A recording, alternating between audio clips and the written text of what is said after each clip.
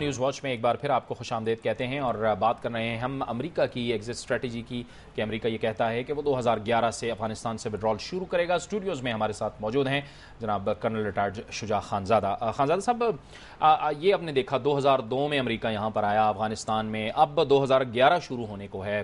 تورا بورا سے یہ سلسلہ انہوں نے شروع کیا 9/11 کے بعد.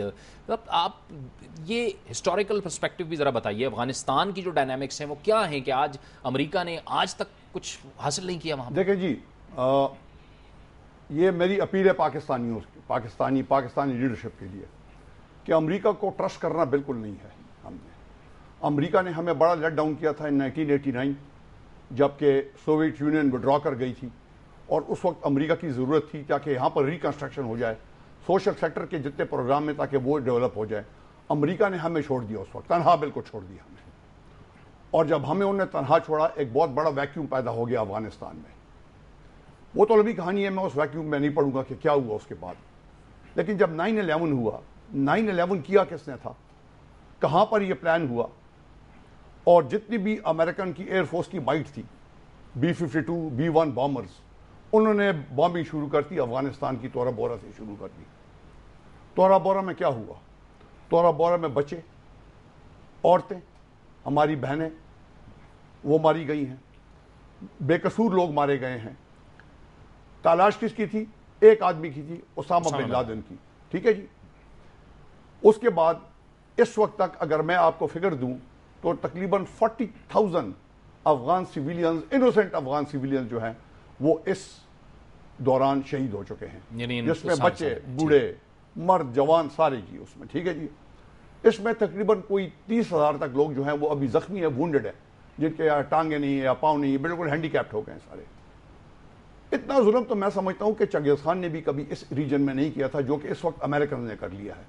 دیکھیں جی، امریکنز جوز کے لیے تو وہ کہتے ہیں کہ جرمنز کو ٹرائی کرو، لوگوں کو ٹرائی کر چکے ہیں، لائف امپریزنمنٹ لوگوں کو مل چکی ہے. اس وقت انٹرنیشنل دنیا کیا کر رہی ہے؟ میں تو سمجھتا ہوں سب سے پہلے the international world should try president Bush, جس نے کہ یہ میسیکر کیا افغانستان میں.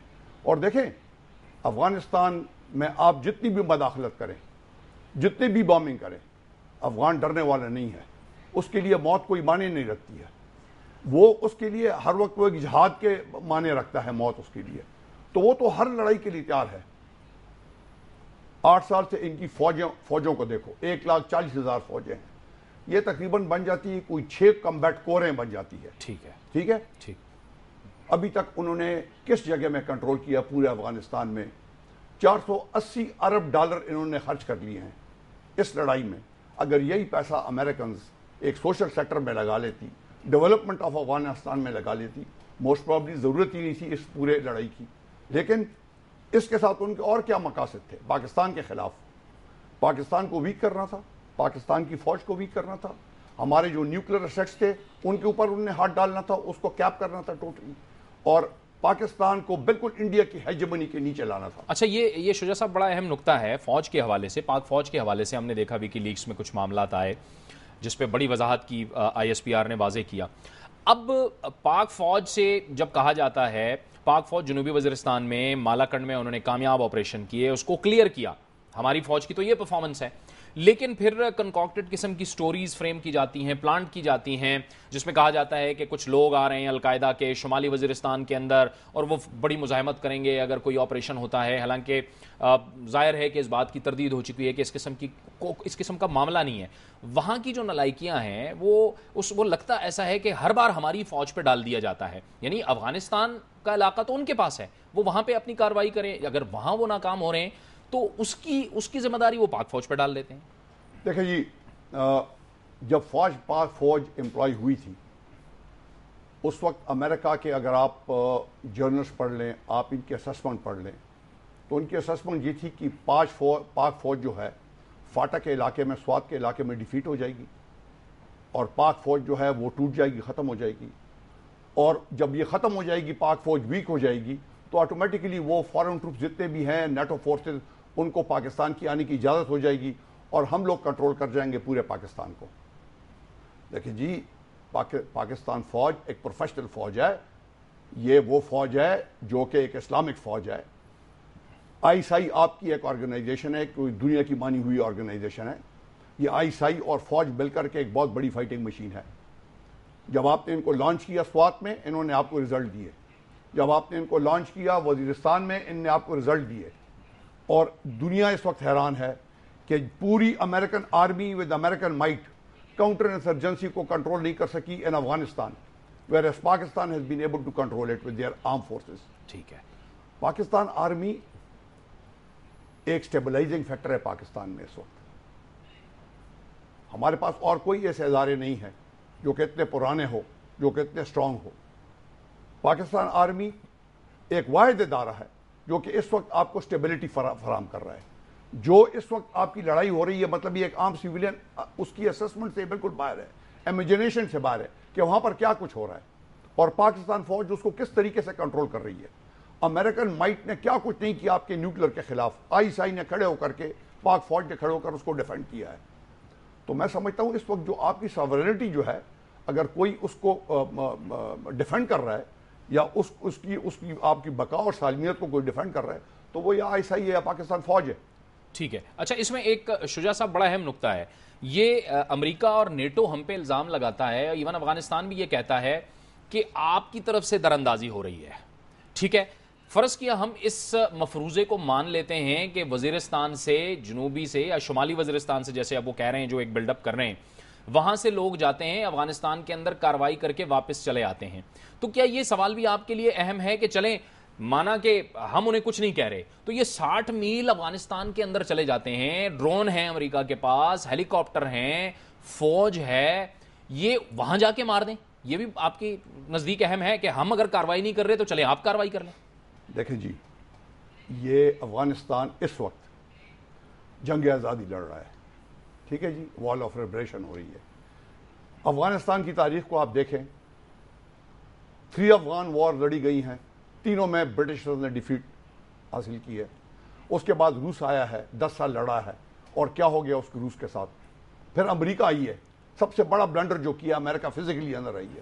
اور امریکہ کے جو ہو رہا ہے, یا تو وہ ایگزٹ اسٹریٹجی اپنی ایک فائنلائز کر دیں اور اس سے نکل جائے افغانستان سے, لیکن جتنا بھی یہ ٹھہریں گے اتنی زیادہ اٹریشن جو ہوگی اور کیجولٹی جو ہوگی وہ امریکنس کی ہوگی.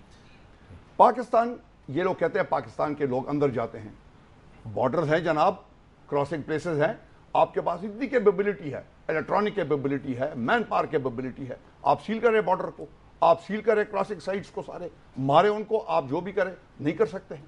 اس لیے کہ it has been proved now کہ امریکہ کی جو مائٹ ہے نا, وہ صرف کتابوں تک ہے. وہ آپ ٹی وی پر دیکھیں, ان کی فلمیں ہیں, اس سے خوش ہو جائیں. گراؤنڈ کے اوپر ان کی جو حالت ہے وہ آپ دیکھیں کہ ایک انڈیویجول, افغان انڈیویجول جس کے پاس ایک کمبل ہوگا, ایک اس نے پٹخا مارا ہوگا, ایک اس کے پاس ویپن ہوگا, وہ پوری پلاٹون کو پن ڈاؤن کر کے رکھ دیتا ہے. یہ اب امریکہ کی فیس سیونگ کیسے ہو شجاع صاحب؟ اب یہ جو وڈرال کر رہے ہیں, فیس سیونگ کیسے؟ دیکھیں جی, وہ ابھی کر رہے ہیں. ان کی جو کاؤنسل آف فارن ریلیشن شپ ہے, ان کے جو تھنک ٹینک ہے, ابھی وہ کہہ رہے ہیں کہ جی یہ جو 2011 کا جولائی کا آپ نے وڈرال ڈیٹ دیا ہے, دس شوڈ بی امپلیمنٹڈ.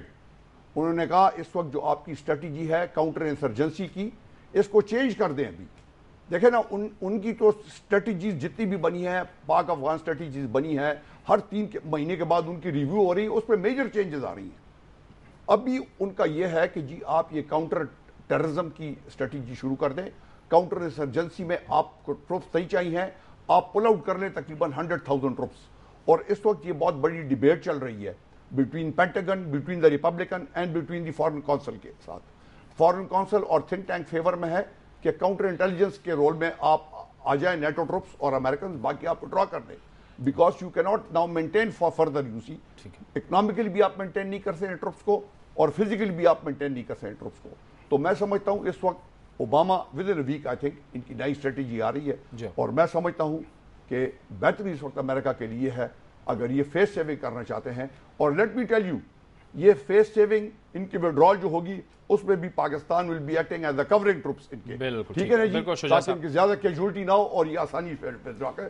تو ان کو they should be grateful to the Pakistan army, to the ISI and to the people of Pakistan کہ وہ ان کو ابھی विड्रॉल का मौका देना। बहुत बहुत शुक्रिया कर्नल रिटायर्ड शुजा खानजादा, दिफाई उमूर के सीनियर तज्जियाकार, हमसे इंतहाई अहम मामलात पर गुफ्तगू कर रहे थे और उनका कहना था कि अमेरिका को पाकिस्तान की हरदम ज़रूरत रहेगी। अमेरिका को चाहिए कि वह पाक फौज, ISI और पाकिस्तानी अवाम के शुक्रगुजार रहें और उन्हीं से इमदाद हासिल करते रहें। अगर आप कोई कॉमेंट या राय हम तक भेजना चाहते हैं तो हमें लिखिए, हमारा ईमेल एड्रेस है nw@duniatv.tv। जावेद इकबाल को प्रोग्राम न्यूज़ वॉच से इजाज़त दीजिए। अल्लाह हाफिज़।